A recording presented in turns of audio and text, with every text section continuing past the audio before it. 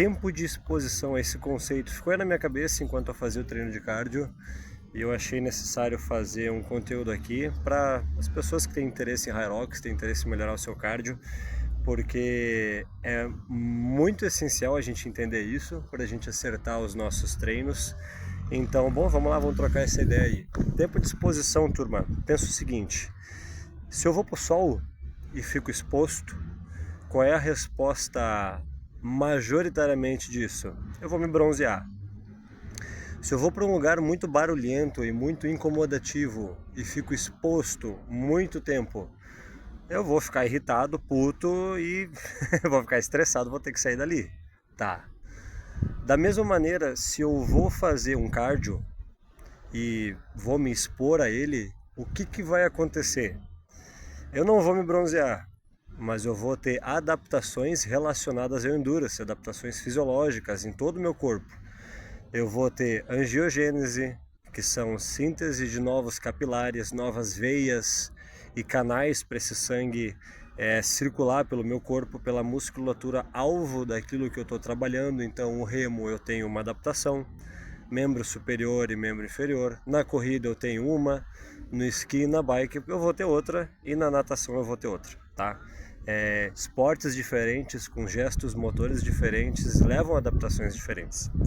Beleza.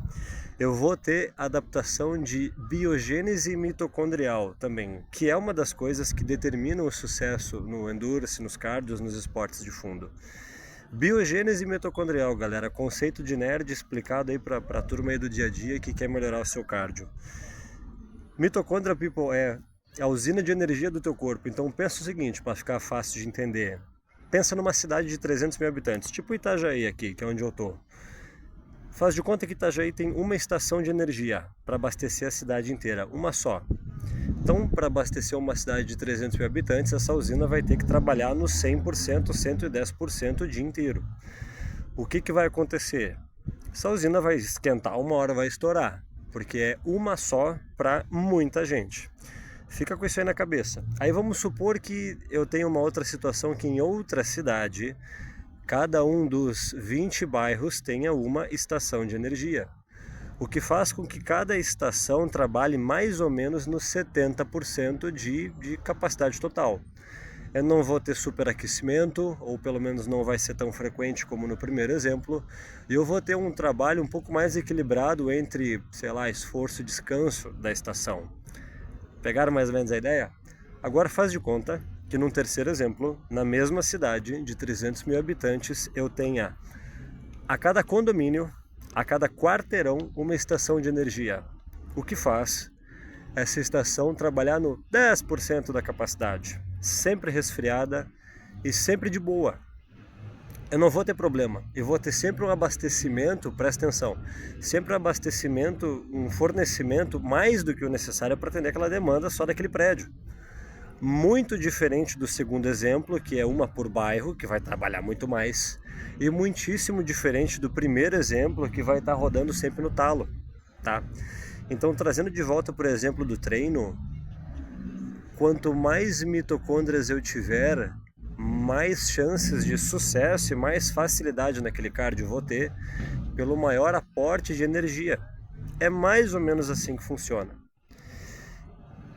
Então, quanto mais exposto eu tiver ao endurance, às zonas de cardio, a galera quase bateu ali, essas motinhas elétricas é foda. Enfim, bora. Quanto mais exposto eu tiver ao meu cardio, nas intensidades corretas que vão me levar a essas respostas fisiológicas, melhor. E fora eu ter número de mitocôndrias, porque chega num ponto que eu não tenho como fabricar mais, eu preciso de eficiência mitocondrial. E isso é importante para a gente entender em que tipo de intensidade a gente trabalha. Em linhas gerais, os treinos leves precisam ser leves e os treinos fortes, eles precisam ser fortes. Eu preciso, entre vários tipos de método diferente de treino de cardio, treino de endurance, eu preciso estar polarizado. O forte tem que realmente ser forte e o leve tem que ser leve. Então, para as pessoas que levam um pouco mais a sério o treino e já tem um certo tempinho de exercício, elas precisam mensurar isso, eu preciso ter dados. Porque ficar no subjetivo é bom no início para a gente treinar a cabeça, mas muito frequente a gente, principalmente para as pessoas que têm a cabeça boa, a cabeça de vencer, assim, é capaz de ela achar tudo leve. Então ela vai pecar pelo excesso. O contrário também, para as pessoas que acham tudo muito difícil, tudo muito catastrófico, elas vão achar tudo difícil, dificilmente elas vão se puxar na zona certa. Então a eficiência mitocondrial nos pede para acertar essas intensidades nos dias corretos. Agora vem o fechamento do raciocínio. Então se eu tenho mais veias dentro do meu ventre muscular para escoar aquele produto de íons de H+, ácido lático, aquele efeito da perna pesada, se eu escoar rapidamente isso para fora e ressintetizar isso em energia nova, e tiver, igual o exemplo da terceira cidade que eu falei, bastante usina de energia nas minhas fibras e eficiência nessa usina para ela sempre rodar de boa, para eu sempre ter uma reserva energética para poder sentar na quinta marcha no exercício na hora que precisa, eu vou ter. Esse é o efeito que a gente espera em treinos de cardio, em treinos de endurance. Agora leva isso para outros esportes, tipo musculação, crossfit, Hyrox. Eu acho muito confuso, bobo e desnecessário essas pessoas que não gostam de treinar cardio, porque ela só vai ter a se beneficiar. Tu vai ter noção, vai ter condição de fazer uma série muito mais eficiente, muito mais proveitosa, produtiva, se tu tiver um bom aeróbico. Tu vai ter condições de colocar mais carga, tu vai ter condições de se recuperar melhor entre as séries. Então tu consegue colocar um volume maior de treino, que é uma das coisas que nos faz ter boa resposta hipertrófica. Então essas pessoas que treinam só por shape, não por desempenho, precisam de um certo nível de treinamento cardiovascular. Para as pessoas do CrossFit, diretamente.